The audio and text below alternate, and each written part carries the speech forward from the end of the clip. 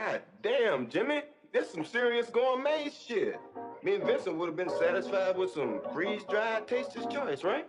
And he springs this serious gourmet shit on. What flavor is this?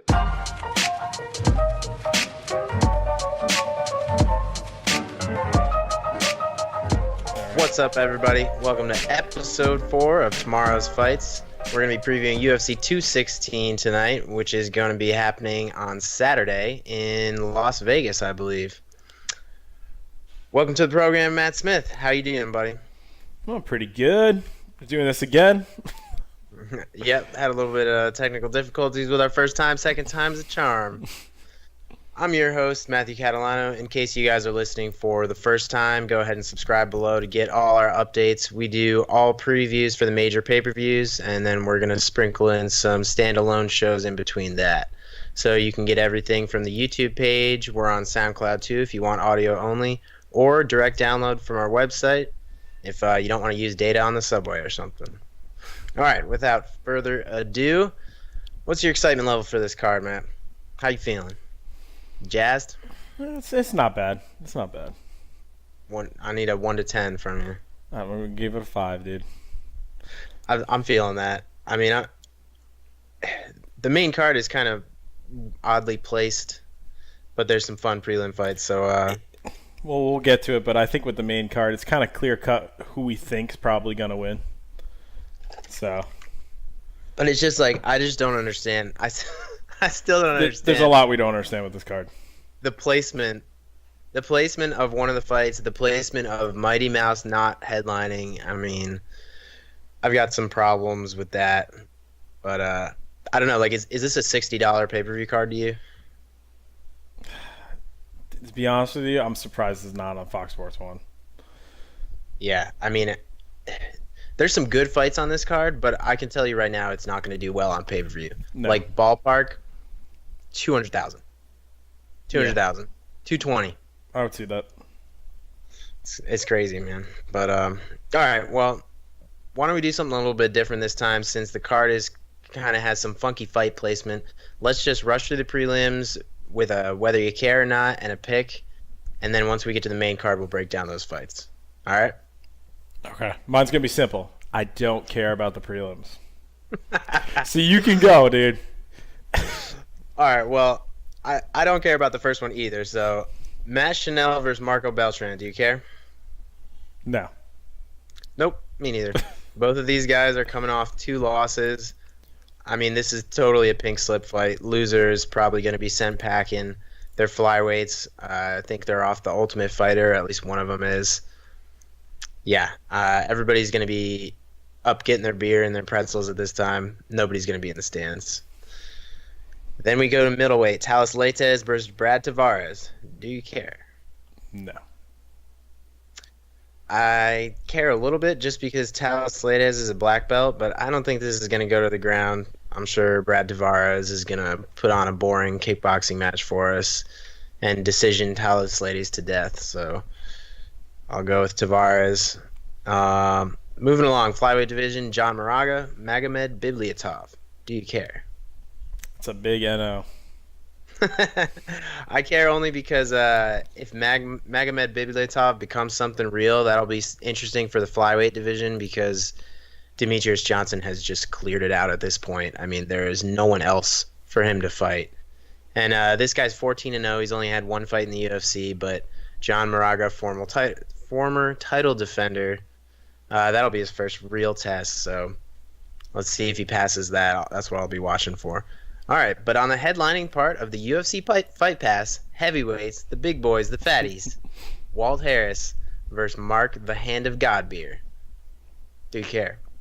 I think it could be exciting. But no, I really don't. I always care a little bit about heavyweights, though, because it's, Heavyweights used to be exciting. So, if we could get some new talent in there and, get some guys to the top that really have good conditioning and can actually fight, then yeah, this would be great. Yeah, and I mean, heavyweight fights that don't go to decision are usually fun. Let me put it that way. Yes. And I mean, Walt Harris had some trouble when he first entered the UFC, but he's coming off 2 TKO wins. So if he gets that third one against Mark Godbeer here, I think you'll start hearing them push him a little bit. He'll probably have a main card slot next if he gets that third TKO win. Because, I mean, 3-fight win streak in the heavyweight division is like, might as well be knocking on the door for a title shot, man. Who else is there? Wait, how long before Brock got it? Oh, dude, come on. I mean, dude, are we really counting that? Like, they just gave it to him. You know what? Just to humor you, I'm gonna look that up. I'm pretty sure he got knee barred by Frank Mir. Mm-hmm. Then I think he beat Heath Herring and Randy Couture or something like that. Let's see. God, this man's Wikipedia page is massive. Okay. So he came into the UFC at 1-0, got knee barred by Frank Mir, then he decisioned Heath Herring, then he beat Randy Couture for the UFC Heavyweight Championship. Dude, I can't believe they let like 45-year-old Randy Couture, like 220 maybe, fight Brock Lesnar, dude. Who the fuck sanctioned that?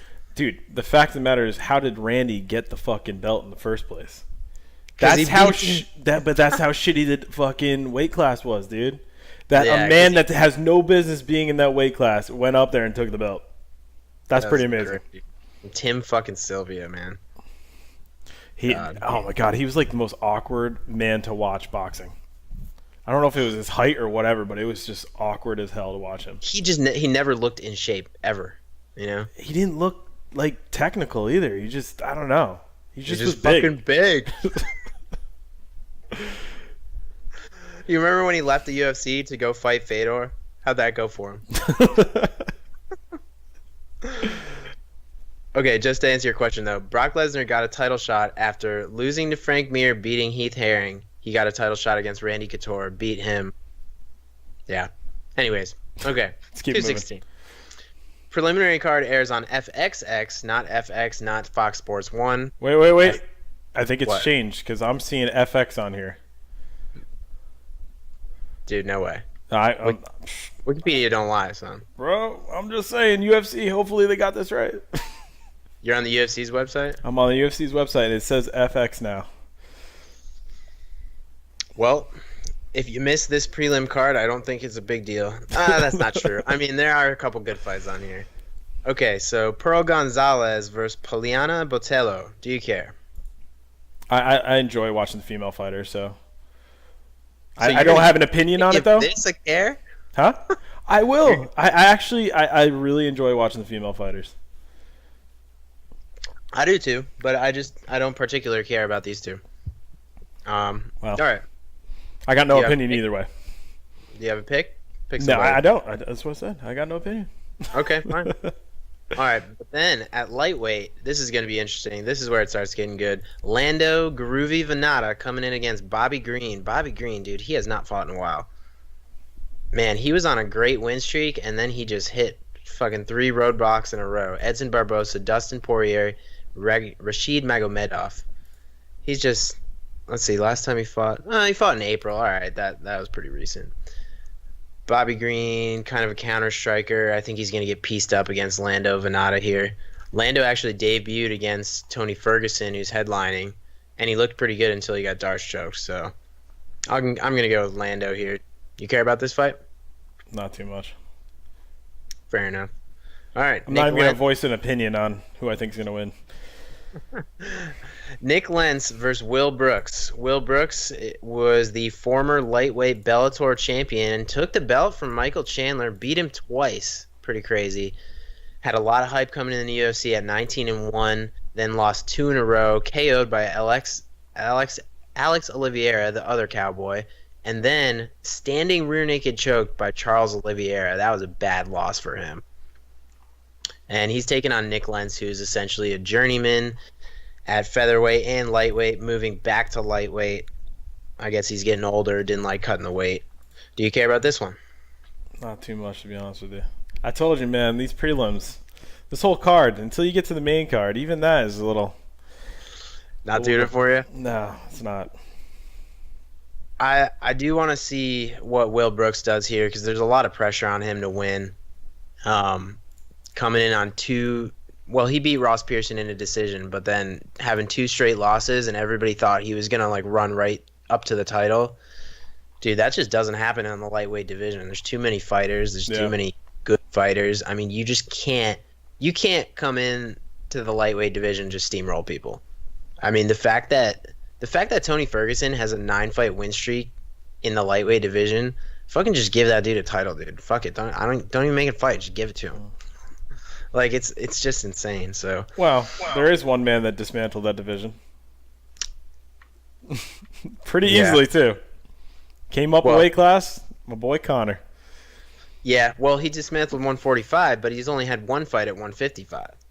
Yeah, but he made him look like he didn't even belong at that You know what I mean? Like, he looked like he was not even a title holder. Yeah, the fight was crazy. He looked like he got into the UFC for the first time, like it was his first fight. Like, he just looked that bad. And we know how good Eddie Alvarez is. No, he is. He's good, but, like, Connor just made him look bad. Oh, dude, made him look real bad. Made him look like he was sparring against, like, the 5th guy in the gym, like, after he's tired, you know? Like, just throw that guy in there. He doesn't usually fight, but fuck it. Oh, man. All right, headlining the preliminary card on FXX or FX, whatever sorts you're choosing, Tom Duskanoy, I might be saying that wrong, versus Cody Steinman. Tom Duskanoy is the prospect from France at bantamweight. People are really high on this dude.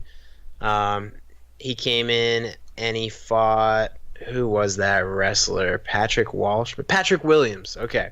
He fought Patrick Williams and he beat him in the 2nd round, but he got dropped in the 1st round. Everybody was real scared. Looked like they were gonna maybe have another Aaron Pico moment or something. But yeah, both these guys are 15-1, and they've both had 1 fight in the UFC, which is pretty interesting. So yeah, I care about this one. What about you? It's definitely gonna be exciting. It's 135, so yeah, man, that's a tough division too. You got TJ Dillashaw, Cody Garbrandt, Dominic Cruz. Like, there's too many fast fighters, fast, athletic, good boxers, and they're wrestlers. Yeah, that's what sucks, dude. Like, even if you have a good jiu-jitsu background, like, you can't take them down. So like, what the fuck are you gonna do? We can touch on this real quick, right? I think wrestling might be one of the most important aspects of the UFC. I think it's the best base you can have going in fighting, hands down. Look at Brock Lesnar. I mean, he was just a big powerhouse, example. But how about Cain Velasquez, Daniel Cormier? I mean, GSP didn't really have a wrestling background, but he adapted that. Yeah, but he was really good, though. Yeah, he made that his game, you know? Yeah. But, all right. Now, here we are to the big boys, to the main card, 5-fight main card on pay-per-view, and it starts with Beneil Dariush versus Evan Dunham. How do you feel about this fight? So I'm going to say, for the first 2 fights on this main card, I really don't have an opinion on it at all. Especially the women's fight. Like, I don't even know where they came from. Yeah, I don't know how they're on the main card. It's very interesting, to be honest with you. But I don't have an opinion for these guys. I think the main card is really the focus of the top 3 fights on it. That's why I think this main card is structured so weird, because those bottom 2 fights, you could replace those with a couple prelim fights that are better. And not only better, have better name value too, which is weird. Like, Evan Dunham, Beneil Dariush, like, that's an okay fight, but that's not a pay-per-view opener. Like, they could put like Lando Venata, Bobby Green up there, and I think it'd make people happier. Or they could put Will Brooks, Nick Lentz, and then they could bump the female fight down and bump up the heavyweight fight on the prelim, on the Fight Pass card, and then everybody would be like, all right, solid main card. But the only thing I can guess is, like, they had some deal with the cable company, like FX or FXX or whatever, that they would get like a certain level of quality in their prelim card, and they don't want to disrupt that. So that's all I can think of. I mean, Kalindra Ferreira, she was supposed to fight some other girl who was and then she like wasn't in the testing pool for USADA for 6 months, so she got pulled. Andrea Lee, that's right. And then this Italian girl, Mara Romero Borella, is a late replacement. So, anyways, okay, Beneil Dariush, Evan Dunham. Evan Dunham has quietly racked up a 4-fight win streak, which I didn't know until 2 days ago until I checked his fucking Wikipedia. Rodrigo Dam, Ross Pearson, Joe Lozon, Rick Glenn. Yeah, Evan Dunham is basically a grappler-first fighter. He's a black belt in jiu-jitsu, wants to get you down, wants to pass your guard, looking for chokes from top half guard. He's really sneaky with his like Darce and Anaconda sets.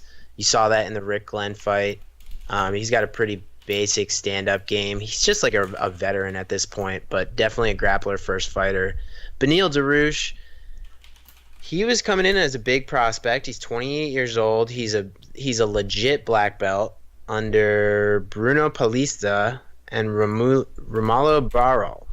I'm not familiar with them, but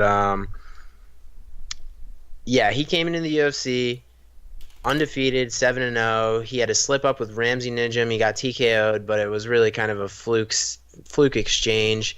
Rattled off 5 more wins, and you thought he was like basically going to be in a title contender fight. Then he got rear naked choked by Michael Chiesa, but hey, that's Michael Chiesa's thing. That's what he does. KO'd James Vick, and then decision to Rashid Megamov. And then this was his big fight. He was fighting Edson Barbosa. That was in March. And it's really impressive what Dariush has done with his stand-up game, because they've sort of turned him into this pressure boxer. And he was winning the fight against Edson Barbosa on the feet. Didn't even go to the ground. He wasn't even shooting.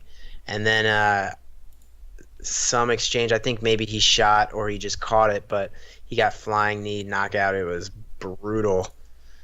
That was a tough setback for him. So he's coming in as the prospect against Evan Dunham, but he's coming in off a loss. Evan Dunham's coming in off 4-fight win streak. I think Dariush has enough to get it done here. I think he's a little bit better on the ground, has just a little bit sweeter of a jiu-jitsu game. And if it does stay on the feet as some tepid boxing match, I think Dariush's new pressure game is more than enough to handle what Evan Dunham brings to the table. So I'm taking Dariush by decision. I will say this though, I think the UFC wants Dariush to win this fight, or at least like to have somebody to push. I don't know if that's why they put him on the main card, but he's had so many chances where he's like almost there. He's like almost gonna break out, and then he slips up somewhere. But he's only 28. He's still getting better. And Evan Dunham on the other end is 35. So he's had a lot of fights. If he loses here, I mean, maybe his career could be wrapping up. All right, so I'm going with Dariush. Next fight is anybody's guess? Yeah, is the All-Star Women's fight. This is what you're chipping out your $60 for right here, man. Mara Romero Borella versus Kalindra Faria. Kalindra Faria, she's Brazilian. She's 18-5, I believe, and her only 2 recent losses are to UFC women. I think it's Claudia Gadelha and Jessica Aguilar. I need to fact check that before I put that out there. Both of these fighters don't have any official fights in the UFC. No, yeah, they're brand new, but they're also at Flyweight, which is a brand new division. Yeah. So the UFC is having the Ultimate Fighter right now to crown their first official Flyweight champion, which is 125. And that show hasn't finished yet, so it's like a brand new division, and I think they've only had like 5 fights in it, maybe less than that. This might be the 5th. Okay, Kalindra Faria is 18-5.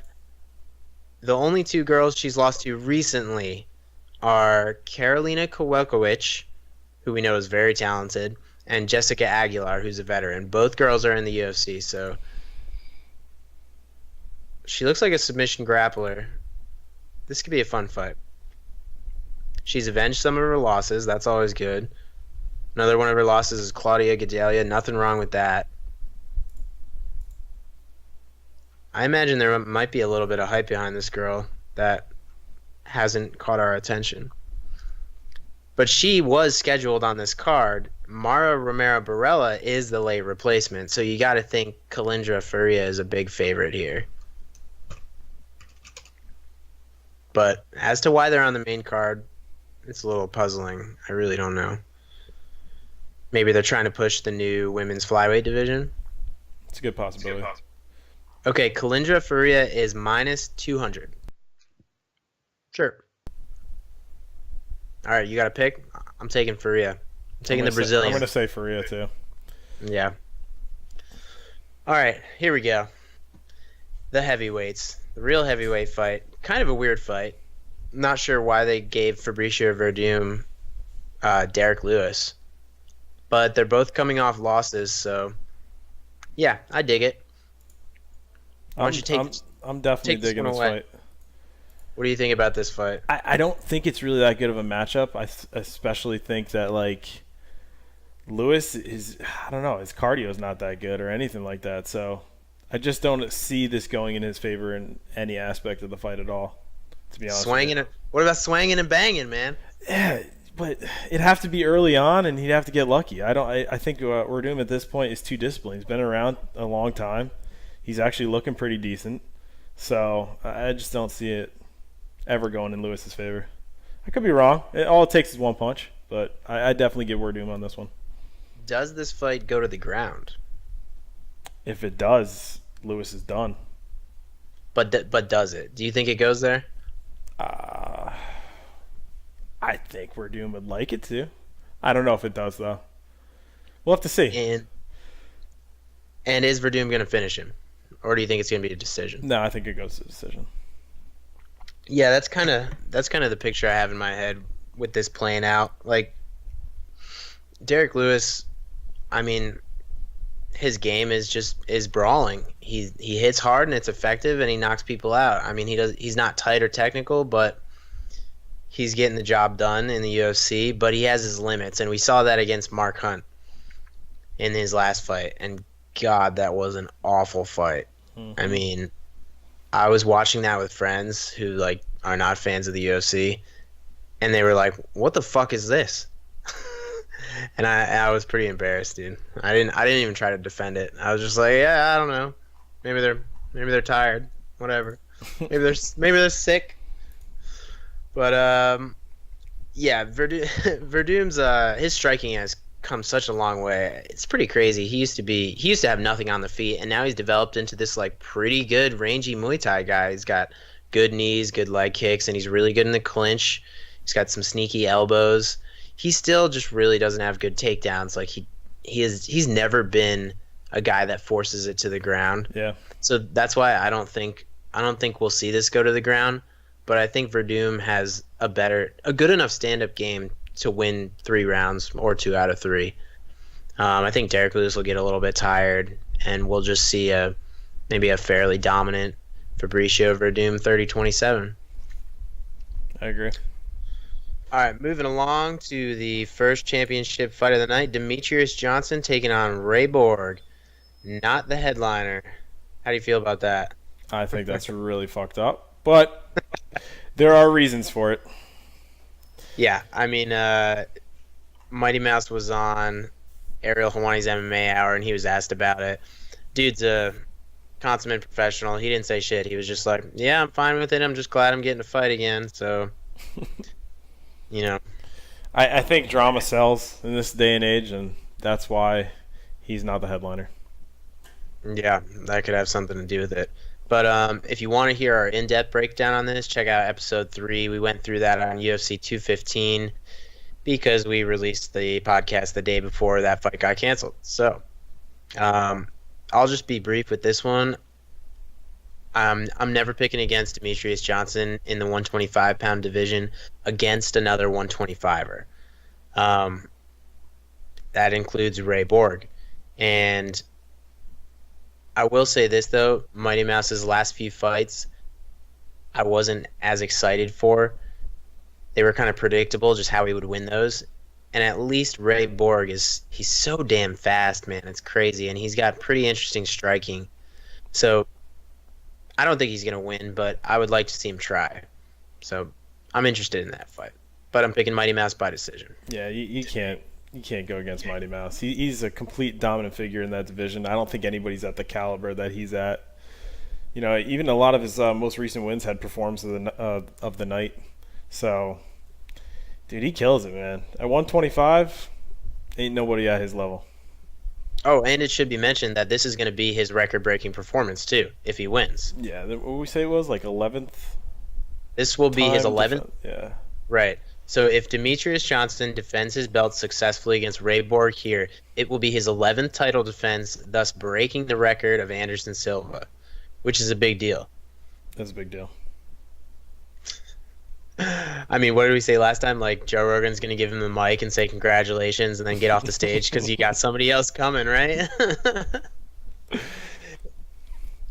I mean, I wonder how much they're going to talk about it on the broadcast. Like, are they even going to bring it up, or is Joe Rogan going to have to bring it up?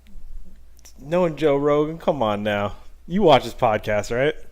Oh, he'll bring it up. He's gonna bring it up. I can almost guarantee he's gonna bring it up. But like, is the UFC gonna promote it? Like, I don't know.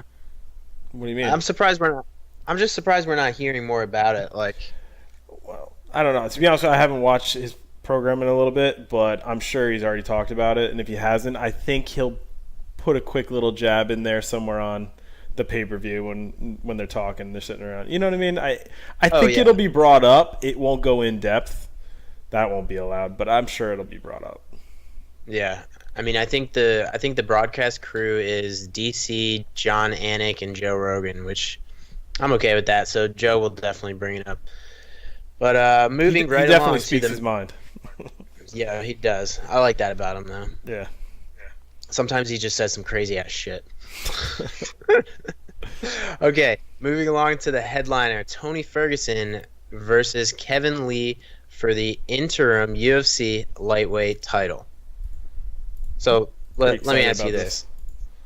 Are you okay with them making an interim belt for this, even though Conor McGregor is not injured? Yes. Why? Well, there was a lot of other things going on. Conor had the baby. He had to go into boxing to fight one of the best, arguably the best boxer of all time. So this is completely fine. You know what I mean? He took a little break. They have to have a belt here for when he comes back. I think it's fine. I think it's good too because it moves the division along, and you had too many guys, you had too many contenders at 155, and you needed to do something with them, and you can't just have them fight each other forever. Like, eventually they're gonna either do nothing or need a title, and that's the point that Tony Ferguson got to, you know. And Tony Ferguson definitely deserves a shot at the title. Fuck yeah, dude. Get this man a title shot. So I'm glad he's getting that. Originally, they were supposed to fight Tony Ferguson and Khabib Nurmagomedov for the interim belt back at UFC 209, I believe. But Khabib pulled out the night before with a weight cutting issue. So they were both getting their chance there. Now Khabib is like still injured or something, or he's not fighting. I don't know the details there, but they're putting Kevin Lee in there. So I think we all agree that Tony Ferguson is like the guy that needs to be there. But is Kevin Lee the other guy? I mean, that's the only question I have. I think that's the question a lot of fans have too. He's doing pretty well in the UFC, so I think, you know, anybody in the top 10, you know, if there's not a fighter next in line in front of him, then it really should go to him. You know, who else is Tony Ferguson really going to fight at the end of the day? Right. It has to be like Khabib or Conor McGregor, and if Khabib's out and McGregor's out, hence the interim title, then I guess Kevin Lee stepped up. It's also kind of a right place, right time for Kevin Lee too, because he's talking a lot of shit. He's promoting himself. He's at the press conferences dressed like a fucking hooligan. Like, so he's not that bad of a fighter. I just think Tony Ferguson is definitely going to edge him out, but he's a pretty damn good fighter, to be honest with you. Yeah. So the thing about this fight is Kevin Lee is a weird guy because he's got the longest reach in the lightweight division. I think he's got like a 77-inch reach, which is pretty crazy for 155. And he's not a striker, though. He just doesn't use it. Like, he's a submission grappler. He came up as a wrestler, and he just wants to get to your back and choke you out. Like, that's his game. Most of his wins are by rear naked choke when he gets the finishes. That's what he did to Michael Chiesa and a couple other guys. His his wrestling. Last 3 fights didn't go past the second round. They were all submission. Yeah, that's his game, dude, and he's getting better at it, which is good. Like, you love to see that. You love to see people who have their game and then they fine-tune it even when they get to the UFC, because that's when you see a lot of guys who with finishes stumble and just go on decision streaks. I mean, nothing wrong with that. Everybody's tough, but to see Kevin Lee actually get those finishes, that's good to see. So yeah, usually what his fights look like, I mean, he throws just enough to strike with the guy. He'll get some tricky takedown, or a lot of times he'll catch. He's really good at capitalizing on people's mistakes, catching kicks, stuff like that. And then if he gets to your back, dude, it's pretty much game over. I just don't see him doing that against Tony Ferguson. I don't see that happening. I think on paper he might be a little bit better of a wrestler, but Tony Ferguson's got a wrestling background. He rolls out of takedowns. He does some real funky shit. He's definitely a better striker. And his jiu-jitsu game might even be a little bit better. He's a brown belt under Eddie Bravo in the 10th Planet system. You see him go for a lot of weird shit. His front headlock series is sick. I mean, he gets you in those snap downs, and he's got, I think, at least like 3 or 4 Darce chokes in the UFC, right, or even total, which is crazy, dude. Nobody has like 4 Darce chokes on their record. That's a very that's a fairly unique submission. So I don't think Kevin Lee can get to Tony Ferguson's back. I don't think anyone's gotten to Tony Ferguson's back in the UFC, if I can remember. I mean, even if you get the guy down, like who has held him down?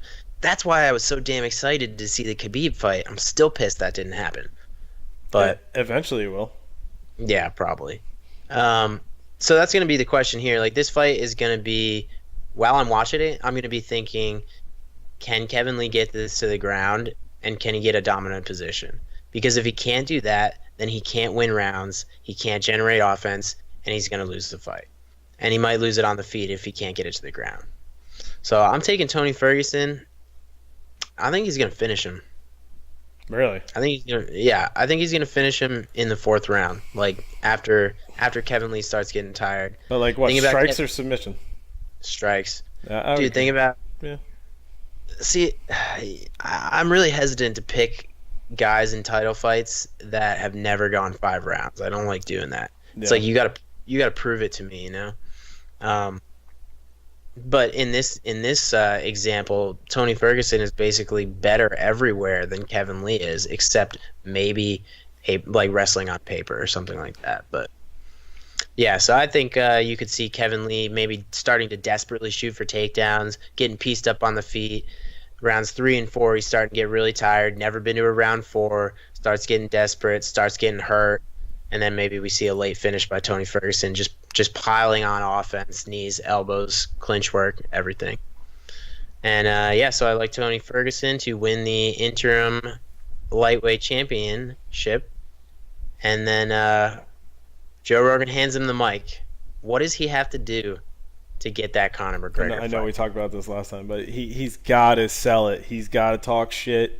He's got to do whatever it takes to get that fight. I personally don't see this going back to the Nate Diaz fight, to be honest with you, him and Conor. I don't see that at all. I think Conor is definitely going to come back. They're going to square up the belt, and we'll go from there. Then maybe the Diaz fight. But I know what you're going to say. I know you think that there's a possibility that Diaz and Conor are going to fight again. I just don't see it, man, because Dana's got too much on the line, to be honest with you, pairing them up for a 3rd time. Yes, it's a moneymaker, but they got to square up the belt. And if Dana thinks he is like the best fighter ever, he's not going to want him to go against Diaz again. Although, on an equal playing field, putting him at 155, I think Diaz loses all day. But, you know, I just don't see Dana taking that chance. Because what if Conor did lose the 3rd fight to Diaz? Then what happens? Dude, then you make a 4th and a 5th, and you just fuck it. I'm telling you, dude, it's just not smart for him. They got to square up the belt, and then depending on Conor's performance is what determines, you know, what happens next. If Conor is so dominant in this next fight, then yes, then they got time for Diaz. But if he's not and it's close, then they'll probably do, another rematch or have him fight somebody else. But I don't know, man. I'd love to see a Diaz fight. I just don't see it happening, to be honest with you. Just not now. I just don't want to see it now. Like the fight purist in me wants to see the belts get unified. I don't want to have any interim belts, they need to be unified immediately. I mean, look at the unless I know this is crazy. Now I'm really thinking outside the box. Unless Conor gives up his belt and then he just goes for money fights. He just fights whoever is going to be the biggest moneymaker. He don't give a fuck what weight class it is. They just throw him out there. And I know Conor's probably down for something crazy like that too. Why don't they just make a Conor McGregor belt and just give that to him? And you just fight for that, dude. Dude, they might fucking do that. It can have pictures of his white mink coat on it, and it can just be made out of fucking fake diamonds and shit, and they just have that as the money belt. Wait, didn't they make a money belt for the boxing match? Yeah, it looked dumb as hell too. It looked like a third grader made it for a Mother's Day art project. I don't know. I to be honest with you, a lot of crazy things have been happening in the UFC, but I just don't see them not squaring up the belt first. I hope so. I hope they do. Fight. I don't know. Yeah. What do you think about Diaz at 155? What do you mean as a fighter? The last two fights, right? Conor went up to 170 or something crazy? Yeah. So, yeah, 170. I don't know. Do you think Diaz, though, is going to be able to... He looks kind of bigger now. I don't know if he's taking his training as serious as he used to, so... I mean, he'll be able to make 155 again. I think he'll make it, but how do you think his conditioning is going to be, though? You think he's going to be worn out? Fine, dude. I think he'll be fine, yeah. But, anyways, that's a fight we'll maybe be talking about in a year if he actually does unify the belt, so who knows. All right, so wait, just to be clear, you picking Tony Ferguson or Kevin Lee? Ferguson all day. Yeah, me too. All right, well, that just about does it for UFC 216. Our next podcast is going to be UFC 217 with your boy, GSP. Holy shit, that card is great, so we're really excited for that. We're going to have a bunch of content out for that. Started. We might even be there, bro. We might be there. We might be there. That's how good it is. TBD, we might be there. So, anyways, send us any questions, comments, concerns for UFC 217 so we can discuss those on the next episode of the podcast. Send those to tomorrowsfights@gmail.com, or you can tweet at us at tomorrowsfights. You can send us a message on the Facebook page, on the website, whatever you need. Get after us. Then we'll add that to the end of the show. We'll discuss that. Or you can leave it in the comments on the YouTube video here. All right, that's all I got. Let's pack it up. You got anything left, Matt? Not really, man. To be honest with you, I'm looking past 216. My heart is set on 217, dude. It's unreal. But we'll get there. Yeah. We'll get there. We'll get there. Send us word and we'll talk about it. All right, this has been Matt and Matt. We'll see you for tomorrow's fights. Peace.